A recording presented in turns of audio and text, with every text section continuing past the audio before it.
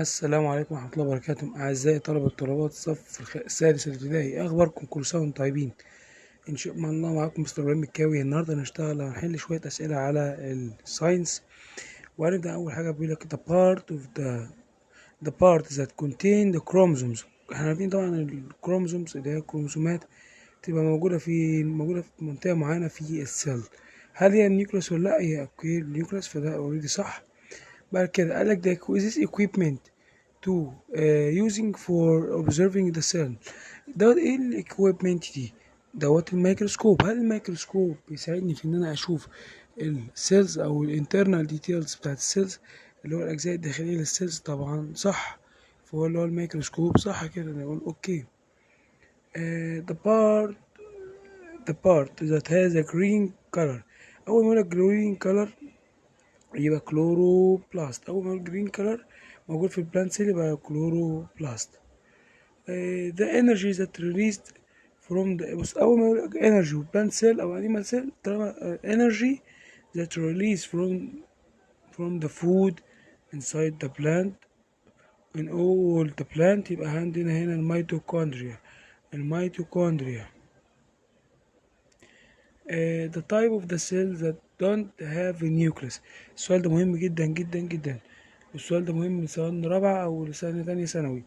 نقول type of the cells، أنواع السيلز اللي بيبقى فيها no nucleus، يعني مفيش فيها نيوكليوس خالص، اللي هو مين؟ اللي هو الريد بلاد سيل. شوف الإجابة الريد بلاد سيل، أو اللي هنا لو قلنا ممكن ريد بلاد سيل ده اللي هو ايوكاريوت، وفي نفس الوقت البروكاريوت. هتقولي ايه البروكاريوت ده؟ البروكاريوت ده بالظبط cell without nucleus without organelles without anything، مفيش فيها أي حاجة تقريبا، ده اللي هو البروكاريوتس. بعد كده the place which is the chemical reaction look like they had happen and look like clear jelly اللي هو السيتوبلازم. يبقى قالك أي chemical reaction بيحصل في السيل، أي تفاعل كيميائي بيحصل في السيل، فبيبقى في السيتوبلازم اللي هو الخلية الأرضية بتاعت، بمعنى صح، بتاعت السيل. نكمل شوية أسئلة يلا يا شباب معانا، ما نكسرش. الأسئلة ديت كمان مهمة لستة ومهمة كتير جدا لتانية ثانوي. The surgery solution inside the vacuole، أو sugary solution inside the vacuole. أول ما لك السوليوشن يعني سائل موجود في الفاكيول، يبقى عندي مين؟ يبقى الساب فاكيول أو السيل ساب. المهم إن عندي في الساب اللي هو العصارة اللي بتبقى موجود في الفاكيول. نكمل. أو قبل ما نخش السؤال ده مهم جدا جدا جدا جدا جدا. قالك the smallest أصغر the smallest living unit in the whole organism.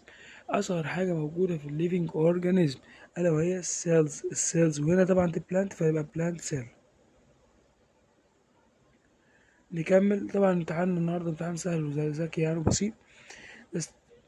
the strong and tough part that hold the plant cell الشيب. بيديني الشيب بتاعها هو مين؟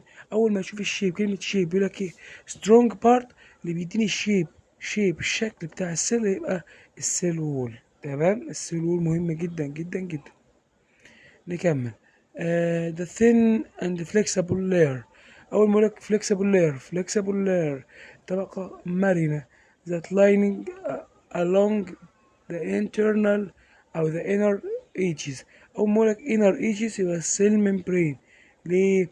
خلي بالك، لأن السيل وول والسيل ممبرين اوريدي جنب بعض، ولكن السيل وول من بره بيعمل الشيب، بيدي الشكل، لكن السيل ممبرين هو بيقولك يوسف inner، الحتة دي بيقولك along the inner edges في الجزء الداخلي that the cell wall and control يعني ايه؟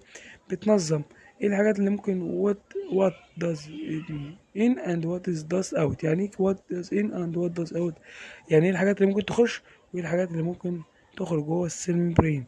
بالظبط اللي انا بسطتها مثلا الطفل اللي عنده 4 سنين ووالده يقول لك مين يخش ومين يخرج، فهو ده السيل ممبرين، ده اللي يخش منه او من اوت ومن ان. لكن الطفل اللي هو 4 سنين هو شيب شكل اللي هو موجود في البيت، فيبقى السيل وول. The type of the cell has nucleus. ايه السيلز الموجودة فيها نيوكليوس دايما؟ اللي هي الايو كاريوتس. نكمل. بعد كده قالك large fluid. أول بالك large fluid كلمة فلويد دي مهمة، يعني السائل الموجود في السيل، وبيحصل في كل all the factors all the chemical process all the particles اللي هي ايه الساب فاكيوم. طالما قالك في السيل يبقى الساب فاكيوم.